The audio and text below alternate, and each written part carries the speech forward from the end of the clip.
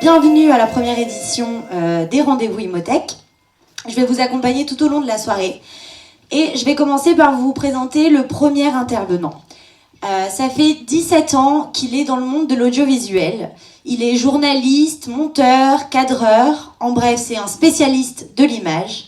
Il a fait des événements majeurs comme le MIPIM, le MAPIC, le G7, le G20, de nombreux événements sportifs et culturels. Il a travaillé aussi avec de nombreux promoteurs.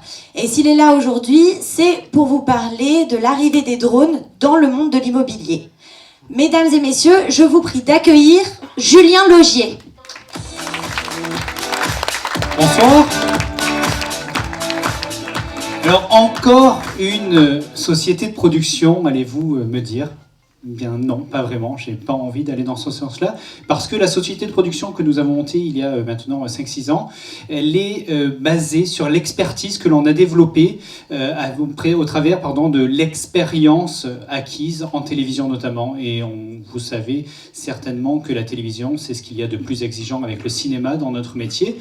Et on a développé des productions très exigeantes en termes de timing, de moyens, de personnel, de contraintes aussi artistiques.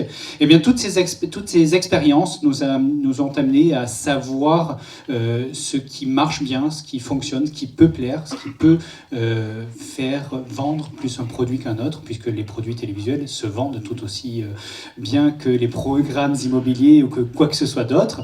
Et donc, on a créé une société qui met au service des entreprises les compétences que nous avons acquises, notamment dans le monde de la télévision. Aujourd'hui, on parle beaucoup d'un mot, on vous l'a déjà un petit peu avancé, on en voit partout aujourd'hui, que ce soit à la ville, à la montagne, autour des stades de foot, sur les rallyes aussi, et dans les plus beaux endroits du monde, ce sont bien évidemment les drones. On en a tous vu déjà, je suppose. On en a pour beaucoup certainement rêvé. On s'est dit qu'à Noël, on se le ferait peut-être bien offrir, ou pour un anniversaire, pour aller s'amuser. Eh bien, on peut même les acheter sans aucun problème à la Fnac aujourd'hui, par exemple, aussi facilement qu'un CD ou qu'un livre. Eh bien, les drones aujourd'hui envahissent notre quotidien et envahissent la production audiovisuelle et tout ce que l'on peut créer comme image, aussi bien vidéo que photo. Aujourd'hui, sous ce titre un peu accrocheur, les drones débarquent dans l'immobilier, vous le savez déjà. C'est l'idée que nous nous en faisons, que l'on a envie de partager avec vous, que j'ai envie de partager avec vous, et vous donner quelques astuces, quelques idées sur l'exploitation et comment bien exploiter les drones sur vos programmes immobiliers. Dans la région, vous le savez, il y a un critère que les acquéreurs vont mettre très certainement en haut de leur liste. Il s'agit très certainement de la vue. Et la vue, effectivement, pour assurer un futur acquéreur de la vue qu'il aura depuis l'appartement du 3e étage qu'il envisage d'acheter, eh bien, il faut plus que lui dire « Mais oui, vous verrez la mer, vous verrez le Cap d'Antibes, vous verrez le Cap Ferrat ». Il faut aller un poil plus loin et le lui montrer et le rassurer comme ça. Et donc, on a développé des solutions. Les solutions, elles permettent de faire ce genre de choses-là. C'est un programme sur Antibes. On est en R+3, on a une vue à 180 degrés. Et eh bien, cette vue, c'est tout simplement une vue en 3D en partie et en vraie photo d'autre part. C'est rien d'innovant, je suis bien d'accord sur l'idée en tout cas. Ce qui est innovant, c'est la façon dont on le construit. À une époque, on travaillait avec ce genre de choses. Les mâts télescopiques, vous en avez tous aussi très probablement commandé ou exploité. On le met en place, on met son appareil photo en haut, on le monte, etc. Il y a quand même des contraintes. La hauteur qui est souvent limitée, l'encombrement, les contraintes de mise en œuvre, c'est lourd, c'est encombrant, il faut un terrain stable, un terrain qui ne soit pas pentu. Chez nous, c'est quand même assez rare les terrains qui ne sont pas forcément plats d'entrée de jeu où on n'a pas de terrassement à faire.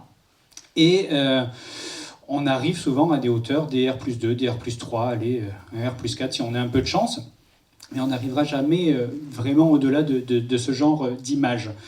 Et autre contrainte, c'est ça. Si j'arrive effectivement sur un terrain avec tout mon attirail, ma remorque, mon bras que je vais monter, etc., je vais prendre un temps monstrueux pour faire ma prestation, pour faire mes photos, et pour le manœuvrer, ça va être assez compliqué.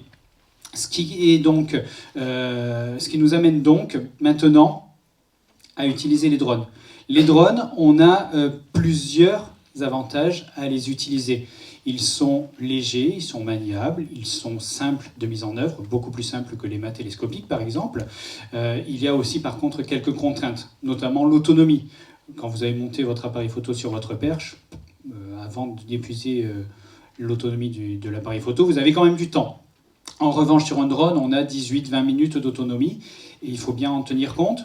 On y fait attention. D'autres contraintes aussi, et là ça vous touche plus directement, parce que demain, vous pouvez très bien vous dire, demain matin, je vais à la FNAC, effectivement, j'achète un drone, ça coûte entre 500 et 1500 euros pour un modèle tout à fait convenable.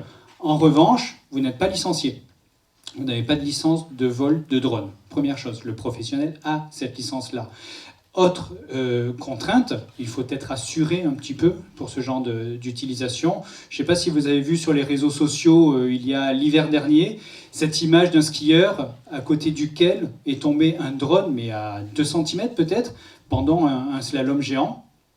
Eh bien, on est heureusement un peu assuré pour ce genre d'accident qui peut très bien survenir. Et autre chose aussi, il y a de la paperasse dans ce métier-là. Chaque fois qu'on va faire un vol, on le déclare à la DGAC. On a tous les plans de vol à renseigner, l'endroit, l'adresse, le lieu, l'heure, le moment, etc. Il y a plein de choses, l'appareil qui va voler, etc. Sont importantes, ce sont des choses importantes à signifier.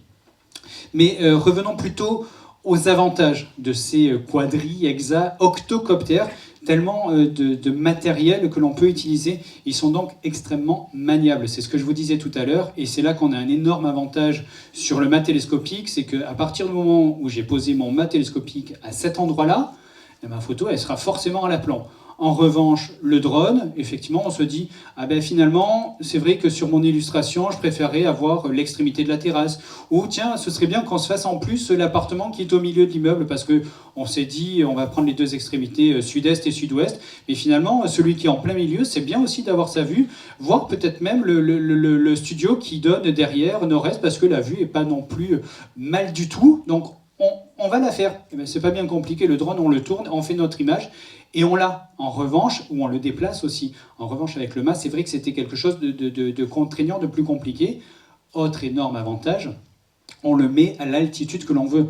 Imaginez, il y a 4 ou 5 ans, lorsqu'on était, si on avait été promoteur de la Tour Odéon à Monaco, vendre la vue à 300 mètres d'altitude depuis le penthouse, c'est pas avec un mât qu'on va la faire. C'est avec un drone qu'on peut la faire. Et c'est ça le gros avantage de cet outil.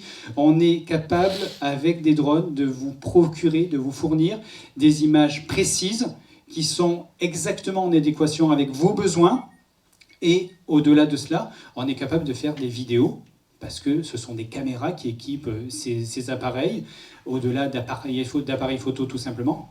Et on produit donc des vidéos qui peuvent être dynamiques, en mouvement, avec des découvertes de la vue, etc. Et quelque chose qui sera d'autant plus vendeur sur les réseaux sociaux.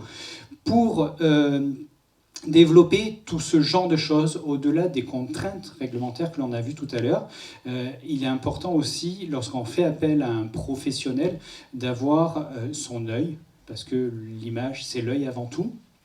Et eh bien l'œil du professionnel, il va savoir vous dire on va cadrer comme ci, on va cadrer comme ça, on va faire les photos ou les images à tel moment de la journée sur cet endroit. Et ce que je vais faire au Cap d'Antibes ne sera pas la même chose que ce que je vais faire à Guéraud ou ce que je vais faire à la Californie, par exemple à Cannes. Chaque endroit est typique et chaque endroit a son traitement de l'image aussi.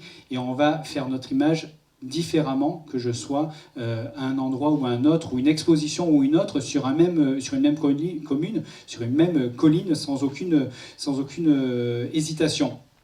Et on est là donc pour vous conseiller et vraiment amener et tirer le meilleur de ce qui peut être sur vos images et sur ce que vous allez pouvoir vendre à vos clients. On va leur vendre du rêve, évidemment, puisque la vue, c'est ce qu'on a dit tout à l'heure, c'est l'un des premiers critères. Eh bien, il faut les rassurer et leur certifier que la vue qu'ils auront du 3e étage, ce sera celle qu'ils veulent et celle à laquelle ils attendent. Et pour cela, la qualité d'image aussi est très importante parce que vous allez me dire, effectivement, ben moi j'ai acheté un drone, un Parrot ou un je ne sais quoi, je l'ai payé 500-600 euros, et puis le terrain, de toute façon, je l'ai acheté, donc je suis au-dessus de chez moi. Au pire des cas, il me tombe sur la figure, et ben tant pis pour moi. Ouais, mais on a aussi des contraintes techniques sur les appareils, sur les caméras que l'on exploite. Et sur ces caméras-là, eh bien nous, on les règle comme il faut. On choisit le bon moment de la journée, on l'a déjà dit, et on choisit les bons réglages. On arrive à une image comme ça, par exemple, très contrastée, avec des verts qui sont verts, avec des bleus qui sont bleus, avec une mer qui se détache bien du ciel, avec des couleurs qu'il faut, et qui sont vendeuses. Après, là-dessus, eh bien, je vais tout simplement intégrer ma vue 3D comme on a vu précédemment, et on aura quelque chose qui sera quand même vachement séduisant, passez-moi l'expression, et plus que, effectivement, si on avait pris un drone basique, ou si on n'a pas tout le savoir-faire pour tirer le meilleur parti d'une image. Vous êtes professionnel dans votre profession, les professionnels de l'image le sont dans le leur, et c'est tout cela que l'on veut mettre à votre disposition pour pouvoir vous amener les meilleurs outils en termes d'image pour communiquer et vendre à vos clients vos images. On a des images qui sont vraiment sympas, comme celle-ci par exemple. Ben non, je vais revenir si j'y arrive. Si j'y arrive, mais c'est pas gagné. Si, non, je vais y arriver. Voilà.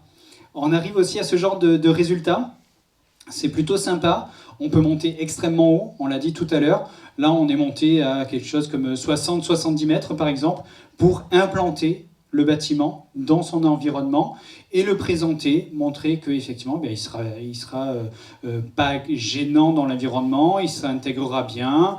Les voisins, effectivement, finalement, ils n'empiètent pas plus que ça sur votre environnement, etc. C'est là que effectivement on va pouvoir vraiment mettre en avant le projet en utilisant toutes ces images-là qui sont à votre disposition.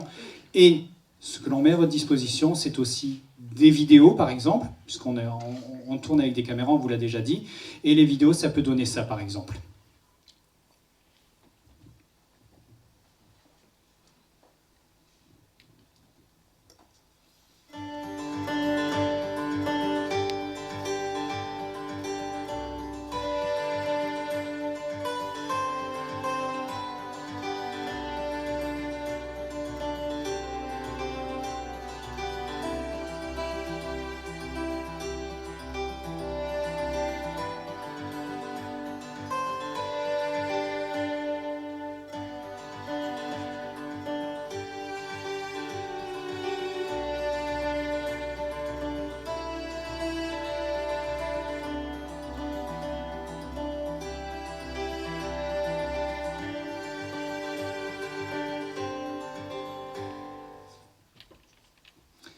Sur la Villa Azuréa, là on était au 3e étage, on était sur le toit terrasse, donc R+3, rien de plus, on n'a pas triché, on est exactement au niveau qu'il fallait et que les clients auront depuis leur terrasse sur ce programme.